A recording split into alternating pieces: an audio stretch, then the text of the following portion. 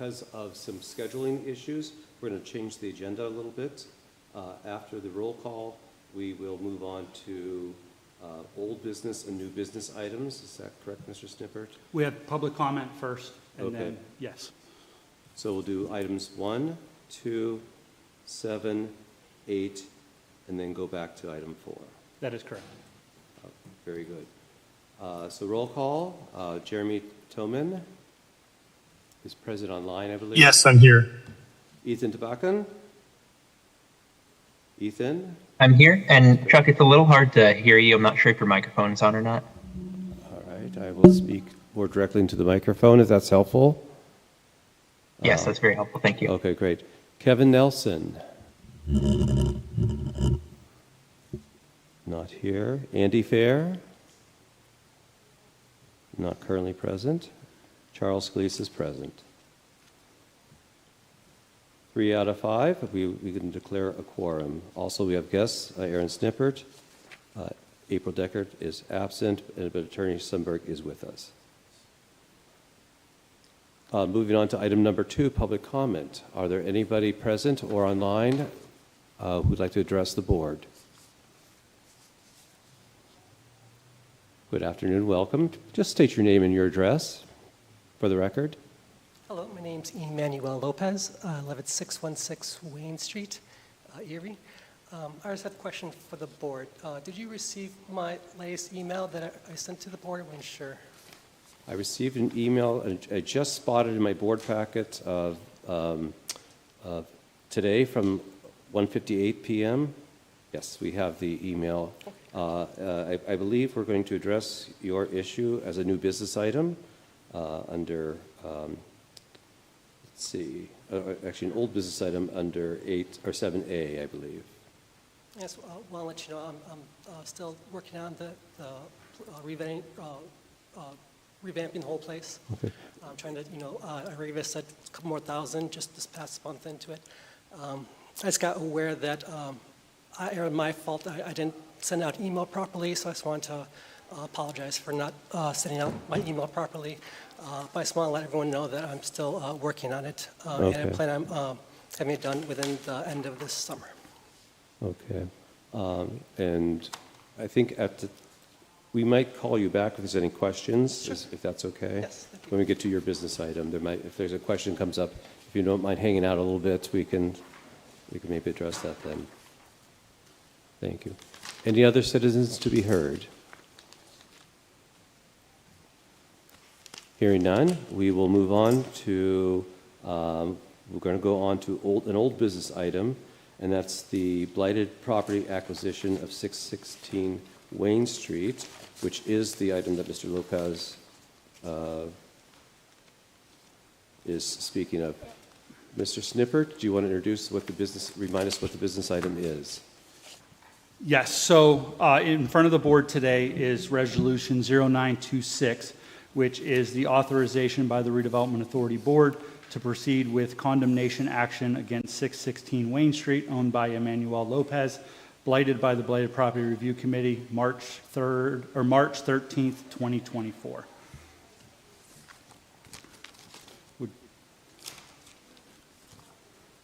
So the parcel...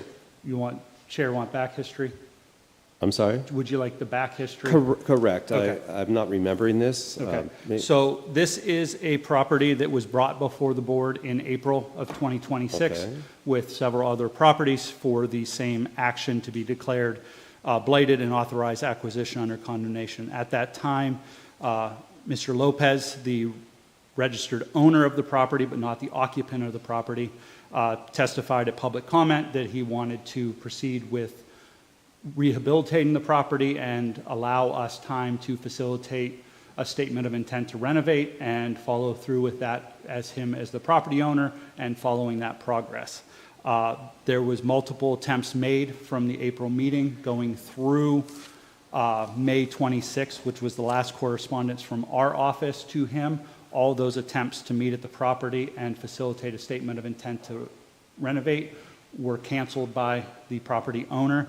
Our last communication to Mr. Lopez on May 26th was an email containing the appraisal of 616 Wayne Street that has been presented to the board that we obtained from our appraiser, and saying that the property was valued at zero. It would also notated the issues with the property, inside and out, detailed the blighted conditions, how far back the blight went, and asking for a voluntary deed in lieu of condemnation to facilitate the process quicker due to the failed attempts to navigate a statement of intent to renovate with the property owner. So we've received zero correspondence with Mr. Lopez until shortly after 1 o'clock this afternoon. So literally at the 11th hour.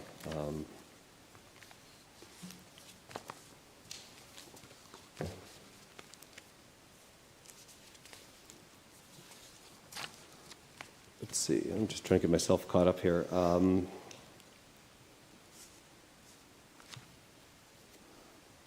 So at this point, the Blighted Property Review Committee has reviewed and has blighted the property then.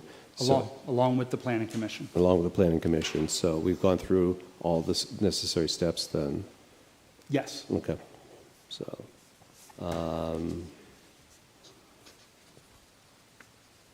any questions or comments from my fellow board members at this point?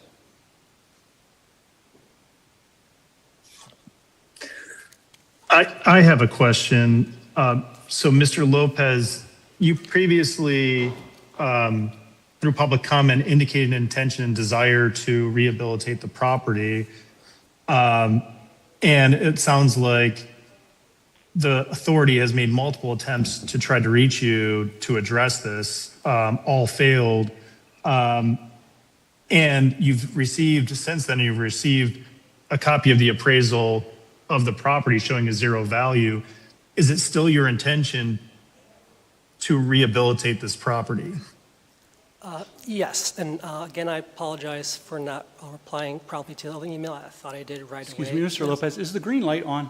Yeah. Okay. Can you hear me now? Okay. Yes. Yeah, you have to really. Again, I look there in. apologize. I thought I emailed right away.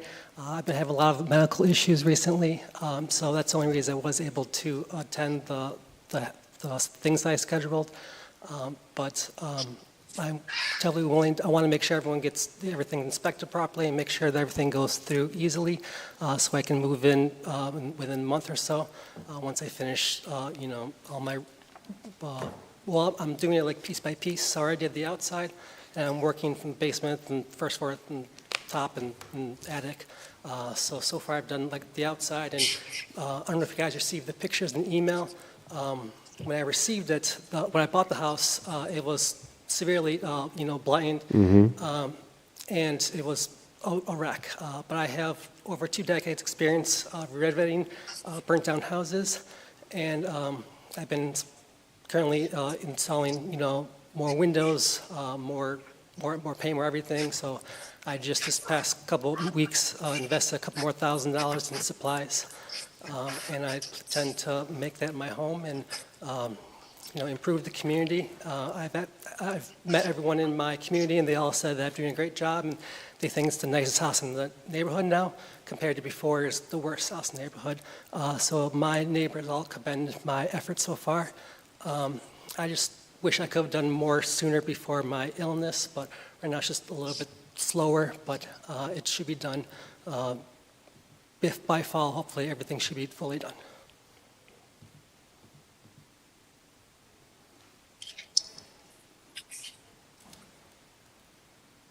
So at this point, this is either a yes or no, and That is correct. that is correct.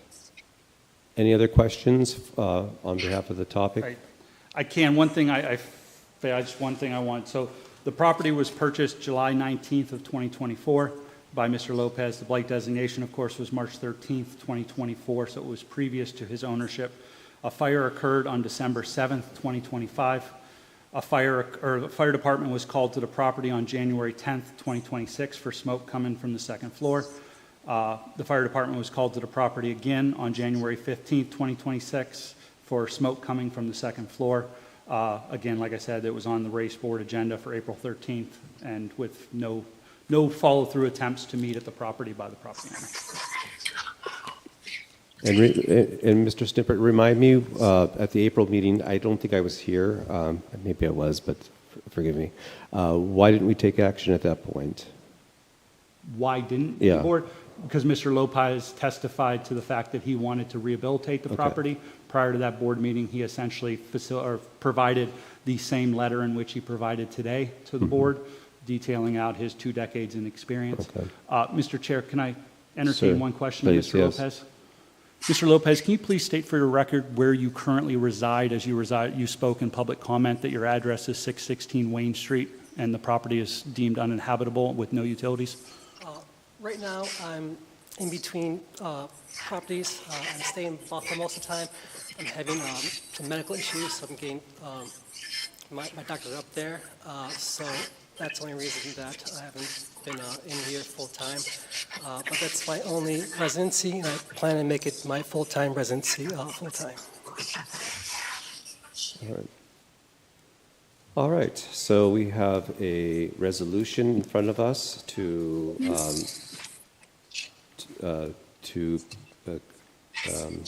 actually declare blighted. Or it has been declared blighted, but the resolution is for the authority to demolish or acquire. Oh, yeah, authorized acquisition Acquisition. through eminent domain. Is there a motion to accept that resolution as presented?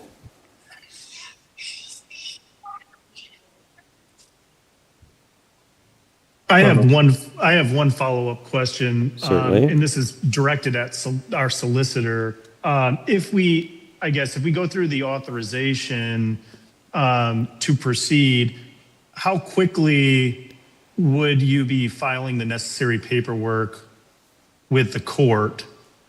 And the only reason I'm asking this is to, allow Mr. Lopez potentially another opportunity at this if the board, wishes to address it in this manner, is basically to afford him that period of time within which to, show evidence and provide evidence of the work that he's done and the work that he's going to do, so that we can, not incur the costs and avoid those costs if possible, if he takes immediate and direct measures to rehabilitate the property. So, Gene, how quickly do you intend to file the notice and declaration of taking? Once my office and I receive the resolution, usually within 60 days, we've done what we need to do to be in a position to file formally with the courts the full condemnation and eminent domain action. Okay. And if we move forward with this resolution, at any point in time in the interim, we can, for lack of a better word, rescind that. And as long as the notice of condemnation hasn't been in declaration of taking has not been filed, then essentially it wouldn't be an issue because there would be nothing of record filed on that. Correct, Gene? That's correct. Okay. So I'll move to adopt resolution number 9-2026 to declare the property as blighted, with the understanding that, if Mr. Lopez does in fact provide us with sufficient evidence, that's satisfactory to Aaron, our executive director, to show in earnest that he's making an effort to rehabilitate the property and address all of the blight issues, then, at that point in the future, if that occurs, then we will revisit this topic and rescind it so long as the notice of condemnation and declaration of taking has not been filed. All right, so we have a motion to accept the resolution. Is there a second? I'll second. Second. Okay, we have a second. All those in favor of the resolution signify by saying aye. Aye. Any nays? Aye. Any abstains? So we have 3 ayes for the resolution. The resolution is passed. Okay, so I have 60 days, correct? Correct. Okay, that's And- plenty of time, thank you. And do know that we're concerned about you, but we're also concerned about the condition of the property in the neighborhood. Oh, of course, me too. It becomes a really Like I said, big concern. that's plenty of time, so that's all I need, so thank you very much. All right. Mr. Chairman, Yes, sir. who was the nay? No nays. So we had 4 yeas? How's my math? 4 yeas, yes. Okay. Advanced math, I tell you, it gets me every time. Hey. So, all right, moving on, we have item 7B, discussion regarding the Northwest Savings Bank investment. I don't know if we're going to handle that today or, We can move on, we can pass on to it. However, I put it back on the agenda because we've been kind of sitting in limbo with Northwest, and they continue to reach out regarding opening some investment options there. We did receive the sales proceeds from East 26th Street and 2514 French, which are now essentially just sitting in the savings account. Yeah. And, certainly the discussion with the board was to move forward with opening up an investment account just to hold those monies, in the interim, along with other funds that are sitting there pending usage on other projects, so, and gain a little higher interest rate through some CDs and investment opportunities. yeah, and I'm not recalling the details of the proposal, but I do know that it's better than sitting in a checking account. Yes. So what's the pleasure of the board? Do we want to give direction to move ahead?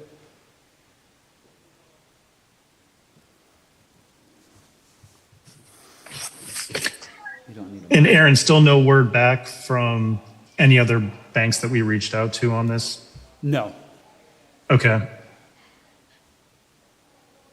And then what were the terms of, do you recall offhand what the terms of those accounts were?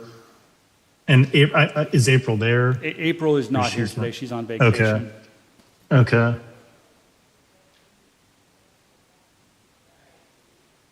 And I could go back and pull the terms from the, My recollection is that, I mean, it's obviously, it was more favorable than sitting in either our checking or savings account. And what's the total amount of proceeds that we would be depositing into that account? I believe Country Fair was a little over $80,000. However, we do have some other unrestricted funds that are sitting in savings account pending the movement of the 22nd and German Street area, which I don't believe, it would be probably March or April of next year that we would need those funds. And I recall from our prior discussions that it wasn't, we weren't going to put in all of our unrestricted funds in there. It was just going to be a certain amount. And I don't know if it was like based on FDIC limits or, if, or insurance. And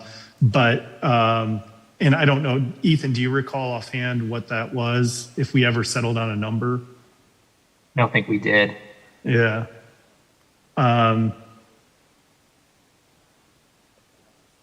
So I guess I wouldn't be opposed to, at least initially, putting in, the proceeds from the sale into that account. And my understanding too is that that's fairly liquid and that we can pull the funds out. Is that correct? That is correct. He stated that upon authorization to pull the funds out, it would take roughly 2 business days.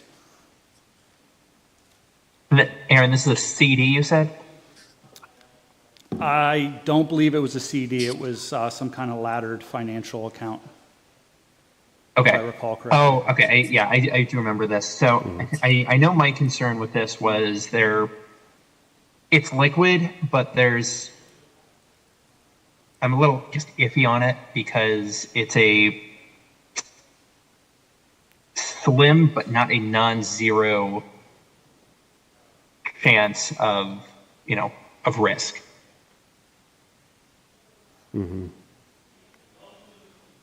So Ethan, are you indicating that there may be some penalties for? No, I don't think there's a penalty, but if I remember correctly, and Aaron, please correct me if I'm just misremembering the product. that was being discussed, but it was like something related to a money market. Yeah, Ethan is correct. It was essentially a money market where we were susceptible to the rise and fall of the market, which was, I mean, essentially the appealing part of it was liquid, that we could pull it out within 2 days, but it was susceptible to, a market crash. However, they did have CD options, which were also, relatively competitive on the interest rate market. And so we could open 6-month CD or longer. Could we maybe revisit this and maybe study this? Maybe is this something that we could run through a quick study session and then just give you a nod to go ahead? Sure. It feels like we want to move ahead, but it's just trying to get back in our memories as to the details, just to make sure that we're comfortable. But very happy that there's some all the efforts that it takes to get proposals in. Maybe we could schedule something before our next meeting. I don't know if this requires a vote, other than just the board giving you the go-ahead to do it. Yeah, we can. Yeah.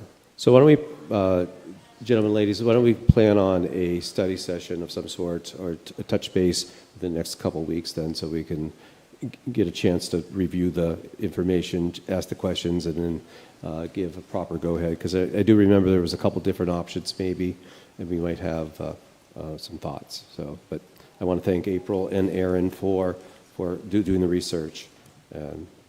Just not prepared today to to pull the trigger. All right. Any other old business items before we move on to new business items? We do have one old business item, and that was just more or less a matter for the record, that there was an executive session that was held on June 22nd, 2026, to discuss personnel matters involving these executive directors' performance goals, as well as the employment of another authority employee. So that's just more or less just to get that on the record. All right. We'll make sure that is entered into today's minutes then for the record. Thank you so much. All right. Hearing no other old business items, we'll move on to item 8, new business. We have a proposal, project that the authorities have been working on, new housing development in the Central City neighborhood, and I'll turn the floor over to Mr. Snippert. All right. Thank you. So we've been working over probably the last 2 years on potential development on redevelopment authority lots with Infinite Erie. So over that time, we engaged in an agreement with Infinite Erie and the redevelopment authority to get a feasibility study from Module, which is a modular housing development company based out of Pittsburgh. So they put together the feasibility study that I am showing right now. So zoning assessment, we're looking at, so right now in the Central City area, the redevelopment authority holds 27 vacant parcels of land. High concentration of parcels is centered around the 22nd and German Street area. This feasibility study was based on the 4 parcels of land at the northwest corner of 22nd and German Street.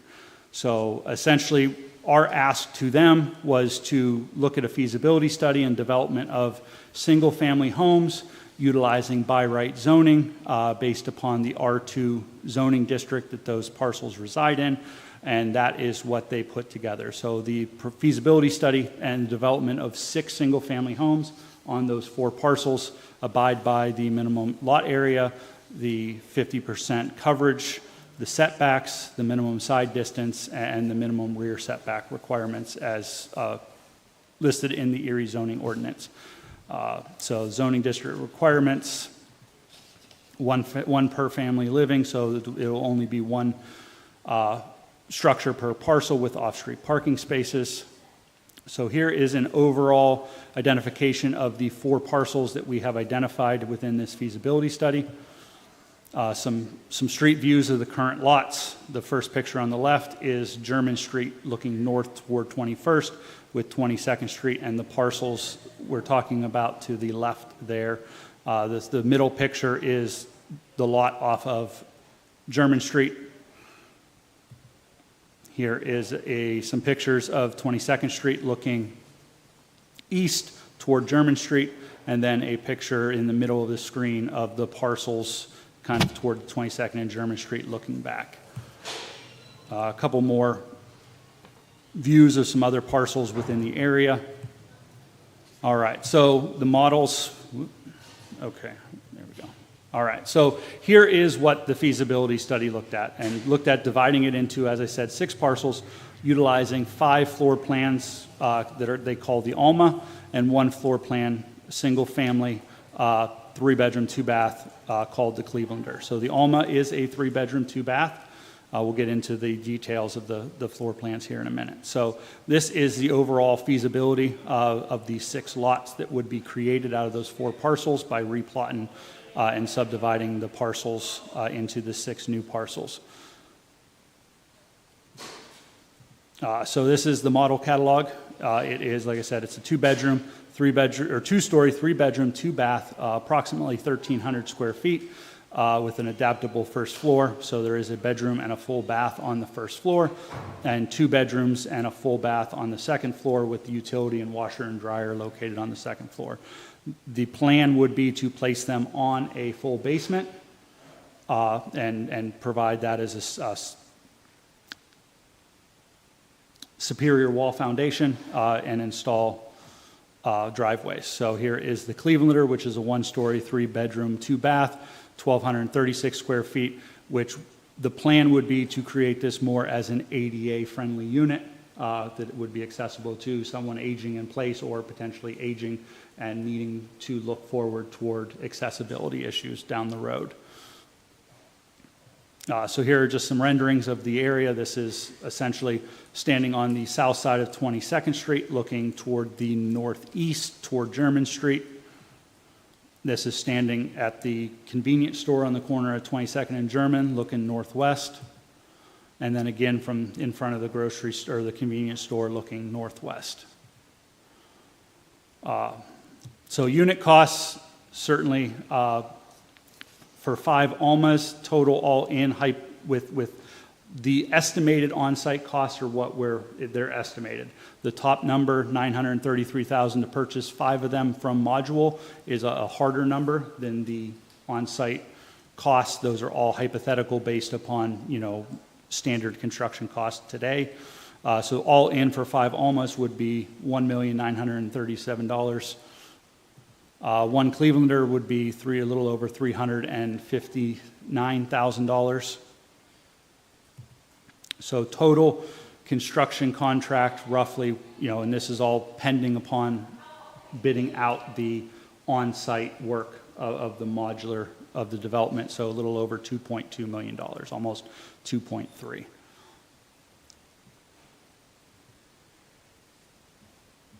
So I'll stop the share, and if there's any questions there, we can. I unfortunately need to jump to a 4:00 meeting that I could not get out of. I do want to add, for the actual cost of the construction, it seems very high for 5 homes, and the design also seemed rather high. I just closed on a deal in a similarly sized city, but in Illinois. The design work for the modular came out to roughly $132,000. That was for 45 homes, and so it just seems for two floor plans. The design seemed rather high, and then the cost of construction for these 5 homes also seemed rather high, especially compared to site build. I wish I could stick around for more discussion, unfortunately, but I did want to leave my thoughts.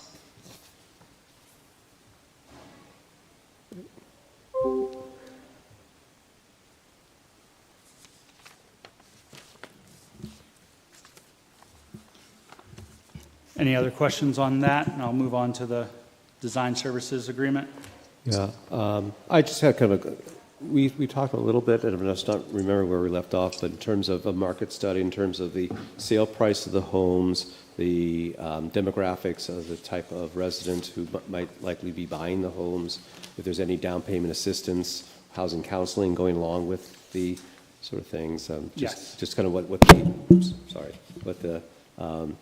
the rest, the rest of the package, might look like. Absolutely. So for Jeremy Online, it should be in your shared folder. But I did provide the board, and it should be in your packets, is a spreadsheet, the sources and uses. And working with Wyatt and Infinite Erie, we've kind of put together some sources and uses for the project. So given the use of the funds and what we've applied for hypothetically, if all grants were awarded. So we did put in a grant application to Federal Home Loan Bank last Thursday. So right now, sources of funds, we have $400,000, $200,000 of which is the Redevelopment Authority's recent award from FAIR, which would provide $100,000 subsidy for 2 properties, 50% AMI. $200,000 of Erie Land Bank, which next week I am going to request the Erie Land Bank to facilitate the use or to request the use of that FAIR funding to this project, so that the Land Bank would be a partner in this development, giving us their $200,000 in FAIR funds to develop 2 projects. So there would be $400,000. We have $150,000 in program income from a 2022 Keystone Program grant that has been sitting in our savings account currently, so that would be leveraged for this project. We requested $390,000 from Federal Home Loan Bank. In that request, all 6 units would have to be 50% AMI. There is $650,000 in additional funding that we are working through with the City of Erie, so that is, there's been some good conversations around that. Wyatt and Kim Thomas have had some conversations, and I've had some conversations as well, so that is on the table and been acknowledged by the City of Erie as an option to use if we need it. We are also using the feasibility study so that Infinite Erie can facilitate some philanthropic money from the Erie community, and they're going to start working and moving that. So as we work through this process, we needed a feasibility study because we needed to know what the overall cost of this project was going to be. And then the ARPA Blight funds, the $111,500, are funds under the ARPA Blight Mitigation Program, which would fund the the design service agreement that is in front of the board today. So then we go down further. The debt, we would utilize the Redevelopment Authority's $1 million revolving loan funds to cash flow the project. So then the additional costs go in. Source of funds, we're at $2,700,000.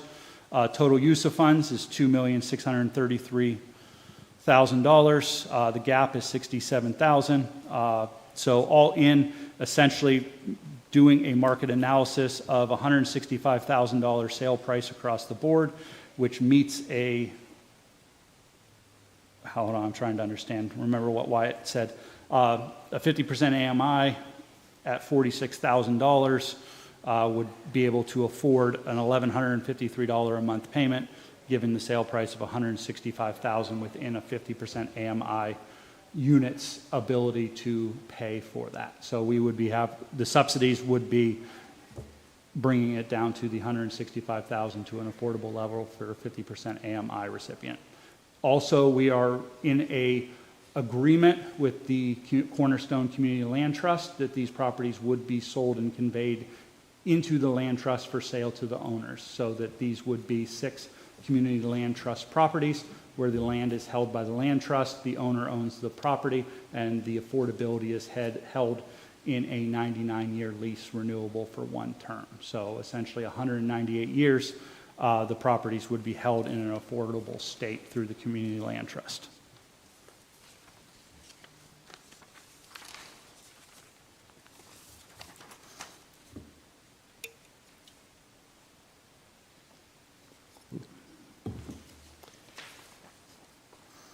Questions?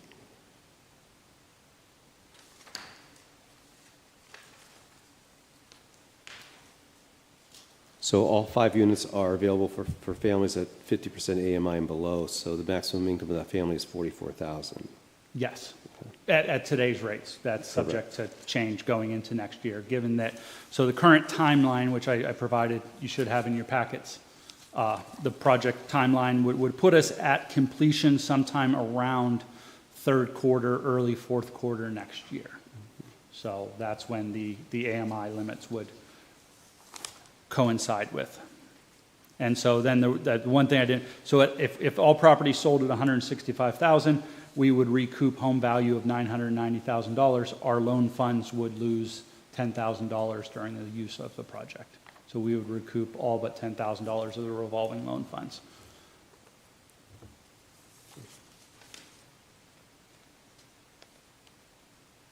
And how will these be marketed? How will the buyers be selected? How will, because many of these are likely going to be first-time home buyers, what's the support network? Yeah. I have a little experience in this area, and this is very, very challenging. So I signed an MOU with Erie's Black Wall Street this morning to work with their Pathways to Home Ownership program, which has been funded by FAIR for this year, and utilize them as kind of our pathway to homeowners or individuals looking for home ownership, and use those along in conjunction with the stewardship of the Community Land Trust to identify and bring property owners into this. So the good part is the Community Land Trust facilitates that post-home ownership mentorship that a lot of times lacks.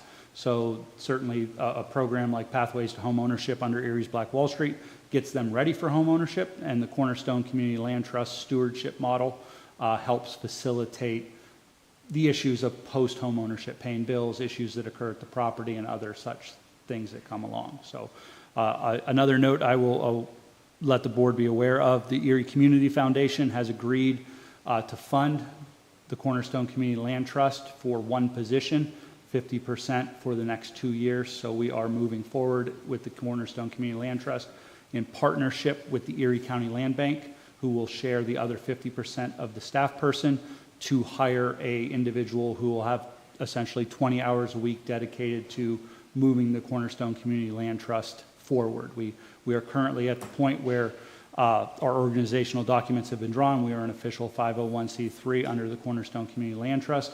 We just need to move forward with the other documents as far as the lease agreement, the sales agreements, negotiate the agreement with the Tax Claim Bureau and the Assessment Office to essentially separate the properties, the parcels from the building structures itself.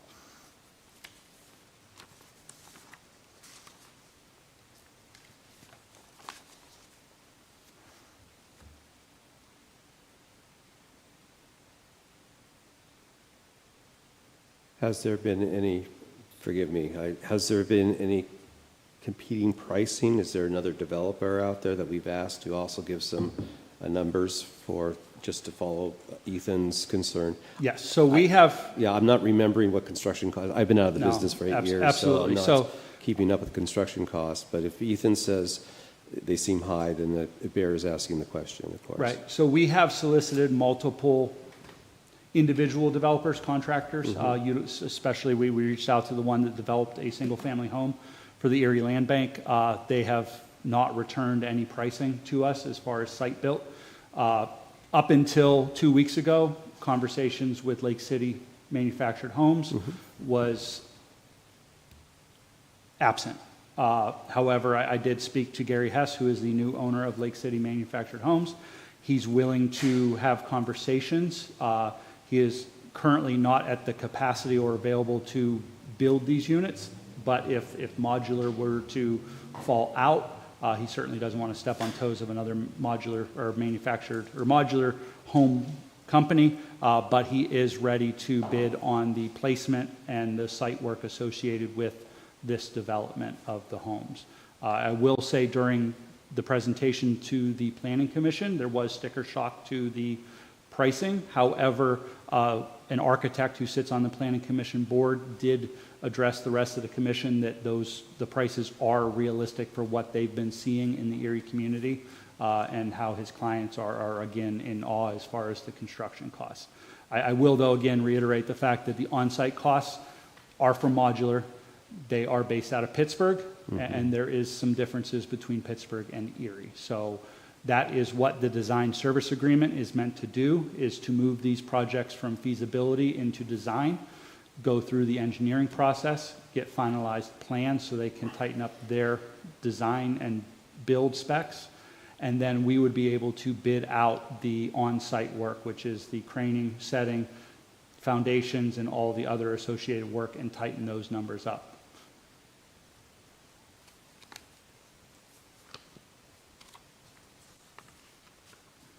And I think I've asked this question before, and I think the answer was favorable, but just any input from the neighbors? I know there's a neighborhood association, the Central City Neighborhood Alliance. I know Mr. Gamble is one of the members there, and others, and so on, and just, get just any reaction that they might have. Yes. So the Central City neighborhood has expressed numerous times that they would like the redevelopment authority to continue with what they started roughly 20 years ago. As I stated before, we hold at the current time 27 vacant parcels. At the highest point, we held 42 parcels. There are an additional 18 blighted homes within this footprint, along with another 15 vacant parcels, which are also currently blighted. So there is a large amount of properties available within this area, and the appetite within the community is desirable for development.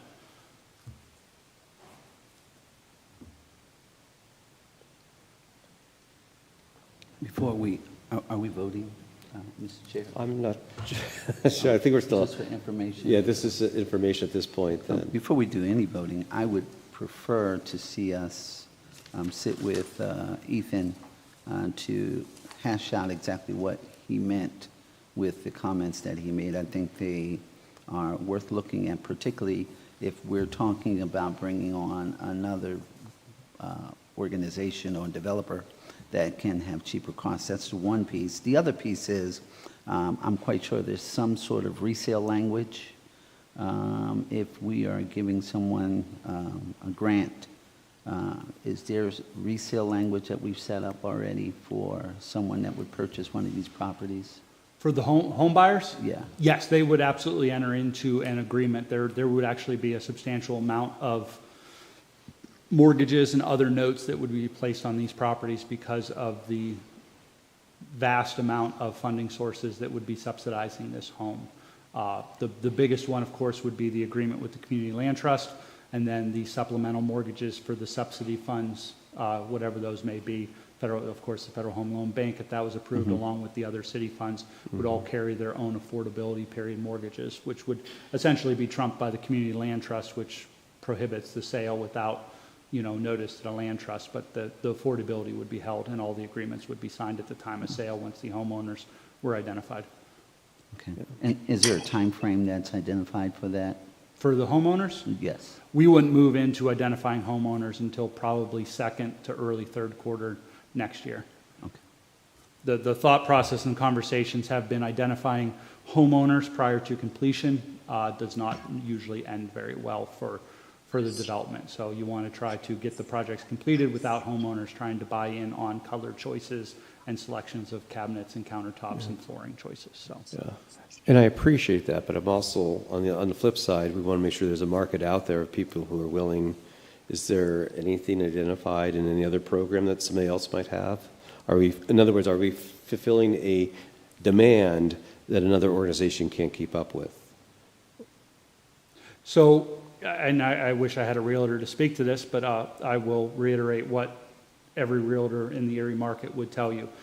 The need for properties on the market within the city of Erie, there is a great demand. And so with also the other organizations that facilitate home ownership programs, there is a need for low to moderate income individuals who have a desire and appetite to purchase a home, but the availability and their, I guess, access to capital inhibits them from purchasing properties on the market because they are essentially always trumped by individuals who have cash when essentially they have to work with a bank, and first-time home buyer programs, which potentially take much longer to close.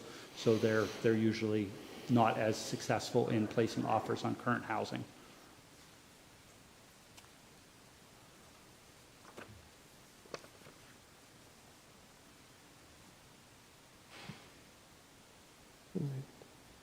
Any other comments at this point? And just to clarify, the acquisition would just be the building itself, and then there would be the underlying 99-year lease back to the land trust with an option to renew for another 99 years.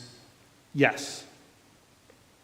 And then I guess module That's I guess, the organization that we're working with now on this. Have they done similar developments to this? I mean, seems like a very nuanced, very small, I guess, 6 single-family dwelling development. Have they done something similar, and do we have any idea what the pricing was for that, if they did?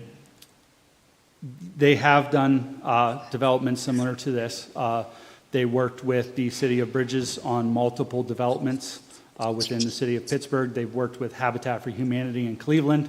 That is where the Clevelander model actually came from. They're working with, and the name escapes me right now, the Community Land Trust model in Meadville. But yes, I have seen pricing. Certainly it was from 1 and 2 years ago. The pricing is, again, these are Cleveland and Pittsburgh numbers, but they were similar to the pricing that was provided to us today.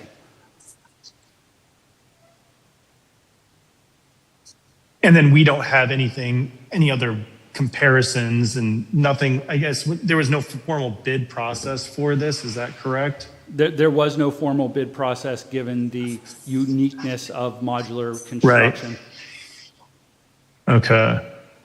So in terms of, I guess initially it looks like it's just, the design, engineering, permitting, and coordination. That's really what we're looking at in terms of fees, but we don't really have anything to compare to with respect to the design components of this, correct? That is correct. Okay.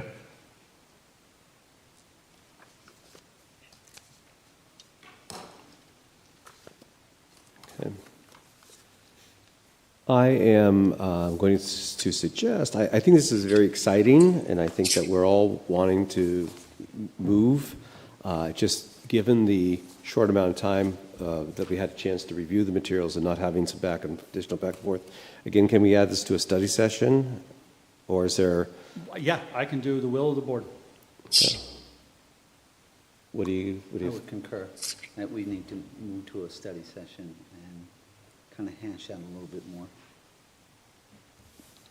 Jeremy, are you okay with that? Yeah, I think that makes sense based on, Ethan's comments and everybody else's comments. I mean, I think there's a lot of questions, and just really need some time to pin those down. But I am excited for the opportunity. I think this is, what we've been talking about and looking to do. And I think, I commend Aaron kind of to get this moving this far. But I do think we just need a little bit more time just to understand, some of the processes, procedures, and if there's any way, and I don't even know if there's, it sounds like Lake City, would have some interest, but they, know that there's another developer, I guess, another modular developer that's we're working with or that we've been in contact with. So they may not necessarily be willing to, offer any comparisons. But if we could get some comparisons, that would be helpful just to know what really the market is, because this is really our first foray into this type of development. Agreed. So maybe that's a matter of consulting with, the folks in Meadville, seeing if we can, if they're willing to share some information too and some insight, because they're going through that process now, correct, Aaron? Yeah, I'm not quite sure where they're at with it. I know they're having discussions with modular. Okay. And I will add, for the context of the board, we met with modular, we toured their facility. They are essentially the ones that the people developing within urban areas are selecting, because standard, and I remember my conversation with Lake City Homes 3 years ago under its previous ownership.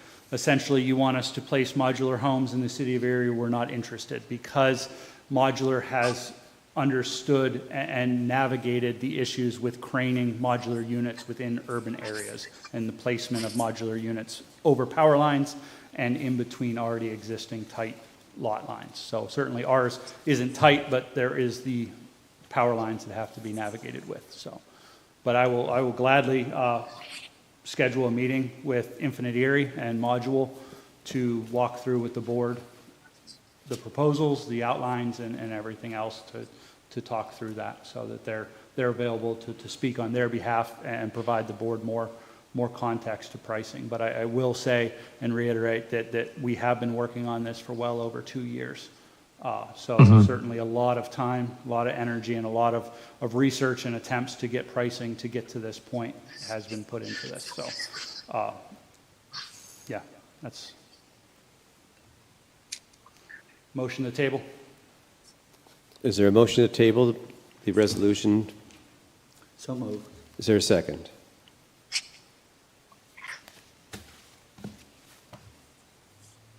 I'll second. Thank you, Jeremy. All those in favor? Aye. Any opposed? Any nays? Hearing none, motion carries. Right. Item 8B is the CDBG 2026 contract.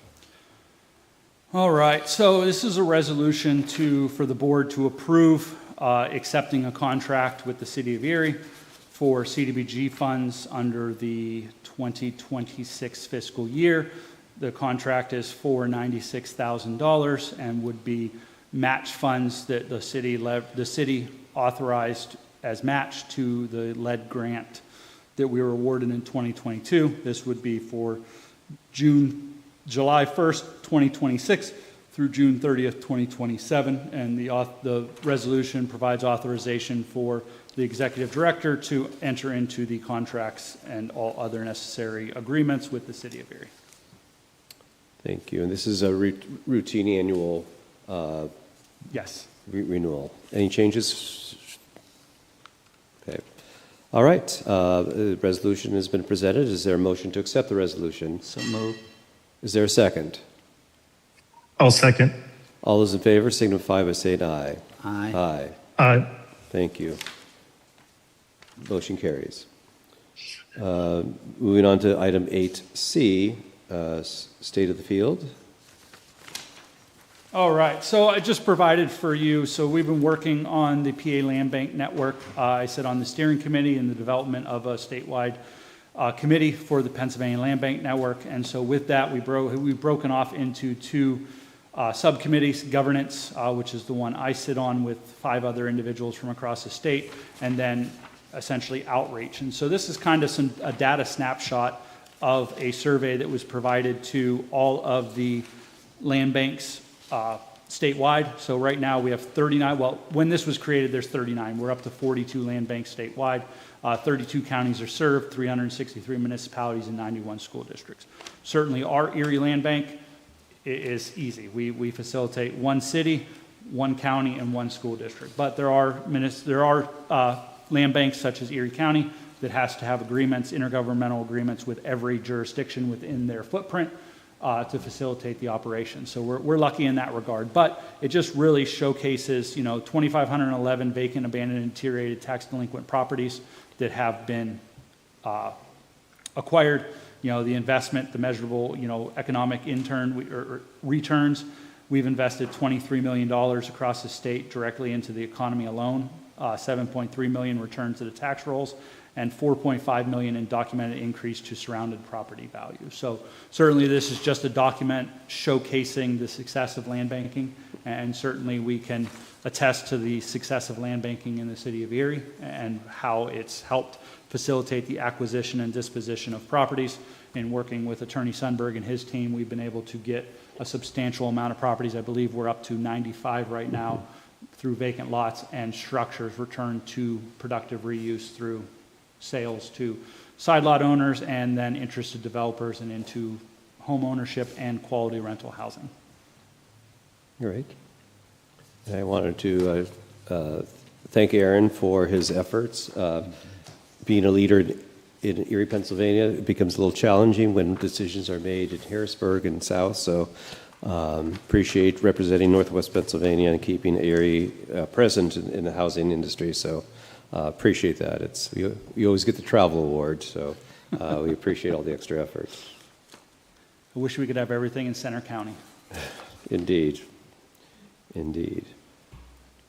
All right, so then we're on to item D, 1602 Parade Street, environmental. Yeah, so in front of the board today is a resolution to accept the proposal submitted by Moody and Associates for the Phase 2 environmental remediation and oversight services at the Legler Plating Building located at 1602 Parade Street. This is a highly distressed industrial building on the Parade Street corridor. Unfortunately, the roof has collapsed and is in the basement, so there is a need for an environmental consultant to, one, facilitate the Phase 2 environmental. The Phase 1 was roughly over 500 pages long. So we want to demolish the structure. Another RFP will be going out shortly for design services from an architectural firm. The thought process, if it's financially feasible, is to retain the Parade Street facade of that building and create it as just a buffer to the vacant parcel that will reside behind it, really to refrain from that missing tooth effect of an industrial building. If you drive by and look at it, the building itself had some architectural features, and it does have some aesthetics that, if we could retain it and create it as just, like I said, a buffer wall for Parade Street to the vacant parcel would be appealing. So we're going to entertain what that cost is going to be as we work to move through with Moody, if approved by the board, to proceed with the demolition of that property. But this is going to be a long phase, as we are going to have to facilitate a demolition contractor to remove the damaged structure so then they can identify what contaminants reside within the basement of this structure. And the proposal was for, hold on, I forgot the price, $31,350.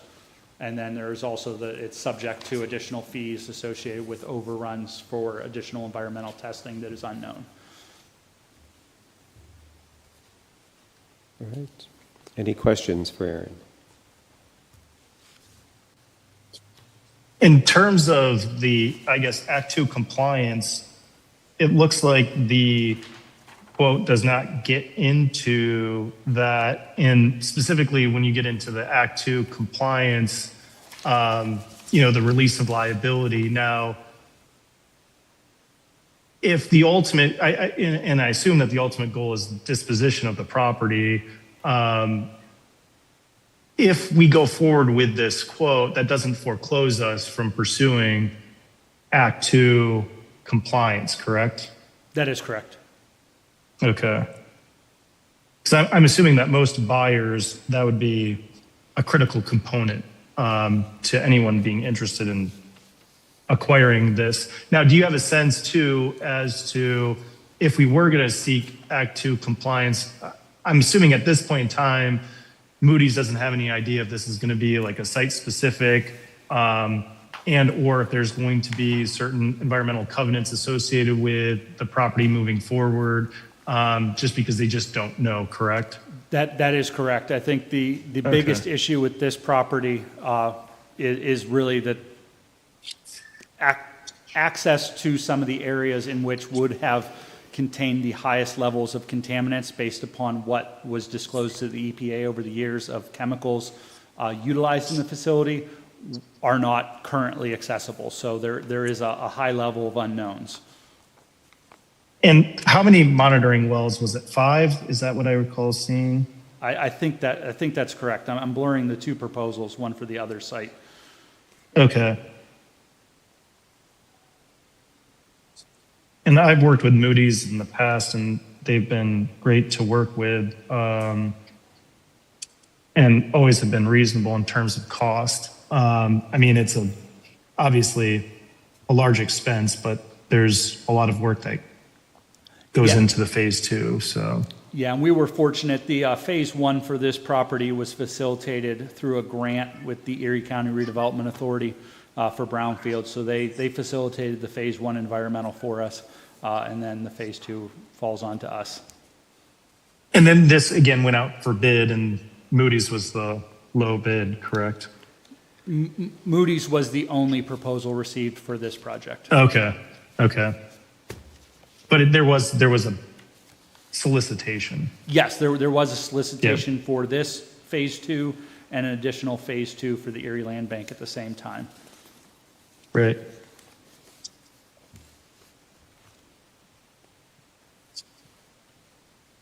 And do we have any interested parties in the property to speak of? Yeah, so there Or are. anyone that's, There are two interested property owners in that 1600 block of Parade Street. I believe it's a meat processing facility adjacent to this property is highly interested because they would like to place a loading dock for their building on this parcel. And then Erie's Black Wall Street, which now I believe owns 3 parcels in the 1600 block, is also interested in acquisition of this parcel. So a loading dock would comply with the planned capping of this parcel if the environmental is so bad. okay. And the property is roughly across from the St. Martin Center, is that correct? Yeah, Further it's north. down A a little block. further, maybe Yeah, north, north, yeah. so Yeah. heavily trafficked neighborhoods. Yes. Yes, so, Yes. Yeah, heavily trafficked, primarily currently industrial, a lot of storage buildings, local contractors in the Yeah. area. And none of the interested parties have expressed enough interest where they would be willing to enter into any type of agreement up front. They're looking to, I guess, understand what the potential issues are before they consider. Yeah, none of the parties are interested in footing a very large bill for this. They're Right. essentially awaiting our remediation of the property to get it at that point. So, it's in my opinion, at this point, we aren't going to recoup but a very, very small percentage of our total investment in this property.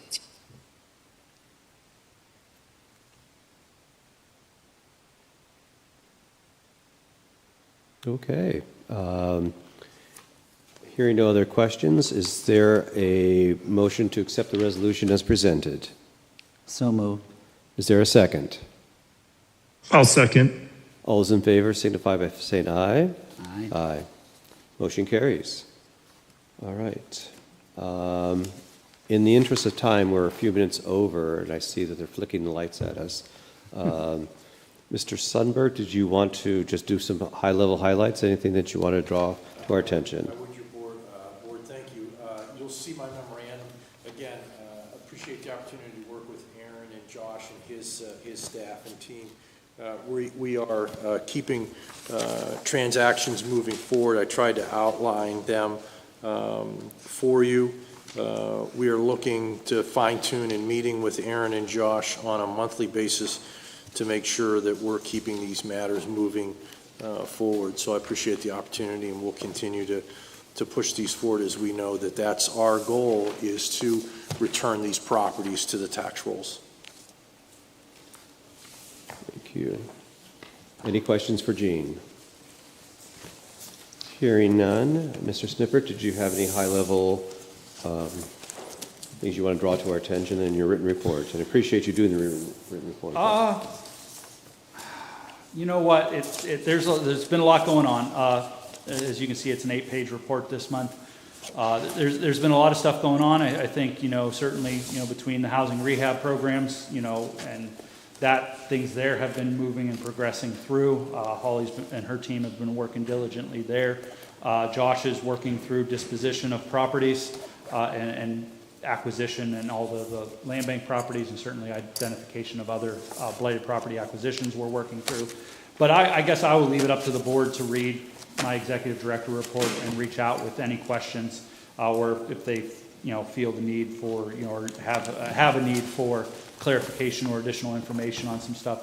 There's been a lot going on, and so we've been very busy. We did thank you to Mr. Scalise for attending the ribbon cutting of the East Bayfront Greenway Trail project.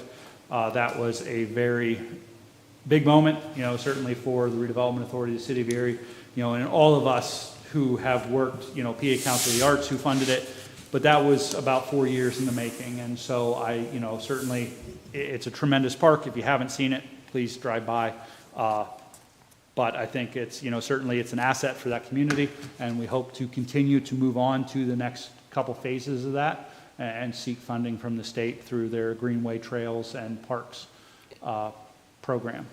It's beautiful. I was duly impressed, and it's like I felt it was a gift to the neighborhood that was, long overdue. So thank you, Aaron, for your leadership on that. And that was, I know it took a lot of effort and bringing everyone together, but Oh, yeah. Yeah. executed beautifully. LSSE was our landscape architect and our construction manager on the project. They did a phenomenal job, Jen and John from LSSE. But I will be appreciative to get back my 1 hour a week every Tuesday that I've been on for the last 13 months. So, no, but it was a good project, and I don't think we could have had a better team between the City of Erie, Redevelopment Authority, and all of our partners. So, The only thing we haven't covered are financials, and I don't. agenda is really the approval of the minutes. Oh, okay. Is Approval of the really the minutes. most important item. Does Mr. Corey want to present financials, or are we okay? No, we only have to approve once a quarter. I don't want you to be disappointed so or anything. We'll be good till September. All right, very good. So is there a motion to approve the minutes from the June meeting? I move. Is there a second? I'll second. All those in favor? Aye. Motion Mr. passed. Chairman, can I, one thing before? Yes, sir. So before we conclude today's agenda, I would like to recognize the passing of former Executive Director Scott Henry on July Oh, 4th, yes, yes, 2026. yes.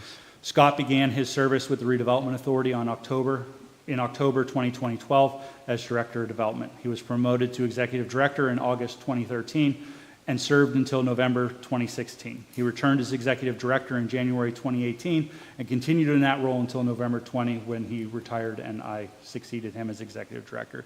Scott dedicated several years of his career to the authority and to serving the City of Erie.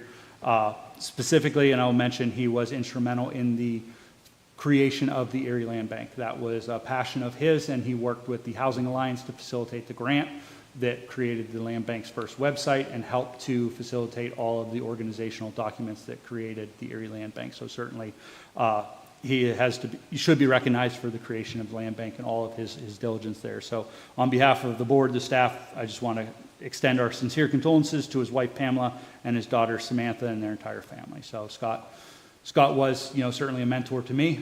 He did facilitate, a lot of things and teach me some things. So certainly I'm appreciative of the time that I had to, got to know him and spend working alongside him. So thank you. Yeah, and thank you for reminding us.